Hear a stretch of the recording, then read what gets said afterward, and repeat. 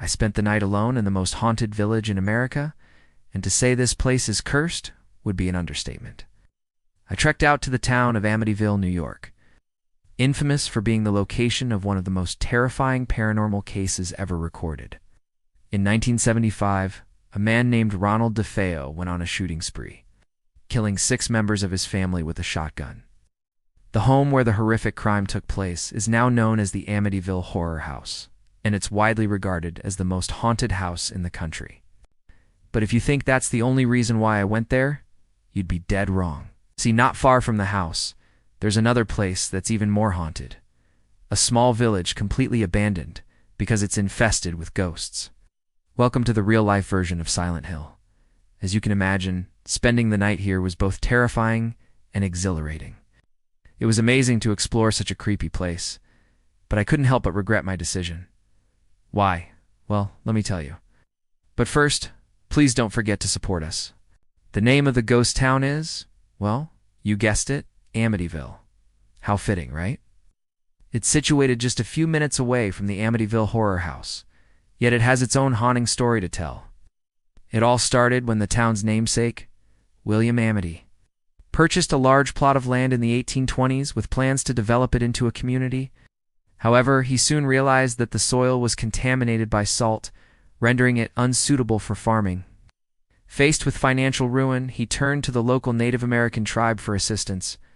They recommended a method to remove the salt from the ground by burning cedar oil, which they were familiar with.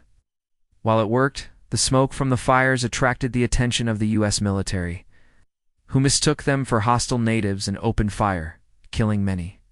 Those who survived fled to a nearby swamp, leaving behind the village, which had become uninhabitable due to the amount of salt. Over time, the town remained empty until the early 1900s, when a man named George Polson decided to revive it and renamed it to Amityville. He cleared the houses from the village and built his own mansion at the edge of the town. And while it might sound like a great idea, it turned out to be a huge mistake. You see, Polk's plan to make money off of the new settlement failed. So he was forced to sell his mansion and the entire town to a syndicate of businessmen. Now, what happened next is where things take a dark turn. You see, the syndicate never intended to actually build a town. They had bought the land solely for nefarious purposes. According to rumors, they used the homes in the village for illegal activities like gambling and prostitution. And they even lured unsuspecting victims to the area with false promises of land ownership. Many people were swindled out of their money before realizing the truth, while others were kidnapped and taken to the Polk mansion, which became the center of satanic rituals. As you can imagine, the spirits of those exploited and abused did not find this amusing. And while it's hard to verify these claims, strange things have been reported near the mansion ever since it was demolished in 1976. People have reported seeing figures, dressed in 1920s clothing, walking along the road or standing on street corners. Some have even witnessed ghostly apparitions inside the buildings themselves. Now, we've covered the Polk mansion before, but the horrors don't end there. There are also reports of strange lights and sounds coming from the woods surrounding the area. Locals claim that these are the spirits of those killed in the massacre, warning us not to disturb their final resting place. After hearing all this, I gotta admit I felt a shiver down my spine, but I'm not one to back down from a challenge. So I decided to spend the night in one of the abandoned homes. It was pretty creepy exploring the deserted streets and vacant houses, each one filled with creaking floorboards and cobwebs. As darkness fell, I started hearing strange noises like footsteps and whispers, although I didn't dare investigate. To be honest, it felt like every room was watching me, even though no one could have been inside. I decided to play some old-school horror movie music to keep my mind off the unsettling silence, and for a moment it worked. Then suddenly, I heard a loud crash, followed by what sounded like screams in the forest. I tried to dismiss it as just my imagination, but then I saw something moving outside the window. It was a full moon night, and the trees were swaying, but there was something eerie about the way they were moving, almost like they were dancing to a macabre tune. I couldn't help but wonder if I was really alone in that house. As the night wore on, the temperature dropped significantly, and I started to feel uneasy. That's when I noticed a rocking chair moving on its own in the corner of the room. At first I thought maybe the house had settled or maybe the wind had blown open the window, but when I checked, Everything was still and secure. It was just the chair gently rocking back and forth. And then there were the whispers. At first, they were faint and distant, like leaves rustling in the wind. But as the night went on, they grew louder and more insistent.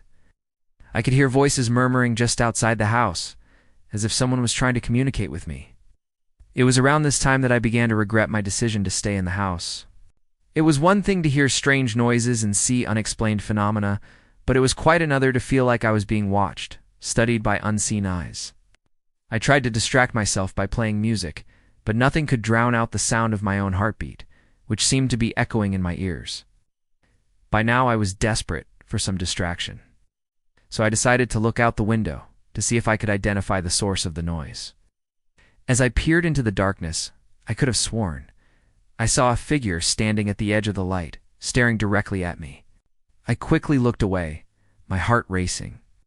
But when I turned back, the figure was gone. I spent the rest of the night huddled in the corner of the room, trying to convince myself that everything I was experiencing was just a figment of my imagination.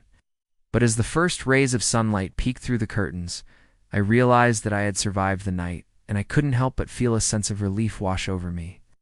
As I stepped out of the house, I noticed strange markings on the ground, and I couldn't help but wonder if they were messages left by the spirits that had inhabited this place so long ago.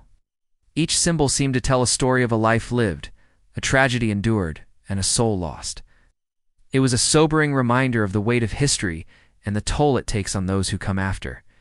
As I continued to explore the village, I came across a weathered headstone hidden in the underbrush. The inscription read, "In loving memory of those who perished here." I couldn't help but wonder who exactly they were referring to. Were they the victims of the satanic rituals? The townspeople who died of disease? Or perhaps the Native Americans who were massacred on this very spot?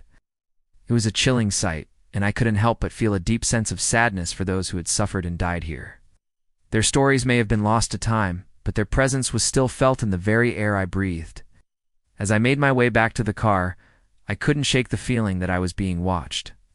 Glancing over my shoulder, I could have sworn I saw a figure standing at the edge of the woods, silhouetted against the morning light. Was it just a trick of the fading light? Or was there really something sinister lurking in the shadows? As I drove away, I could see the ghost town in my rearview mirror. I couldn't help but feel a sense of unease, knowing that I had spent the night in a place where so much suffering had occurred. I hoped that whatever spirits had made their home here would find peace, but I couldn't help but wonder if that was even possible in a place as cursed as Amityville. If you enjoyed this video, don't forget to subscribe for more thrilling tales and spine-chilling adventures. Now tell me, would you dare spend the night in an abandoned ghost town? Let me know in the comments below. Thanks for watching.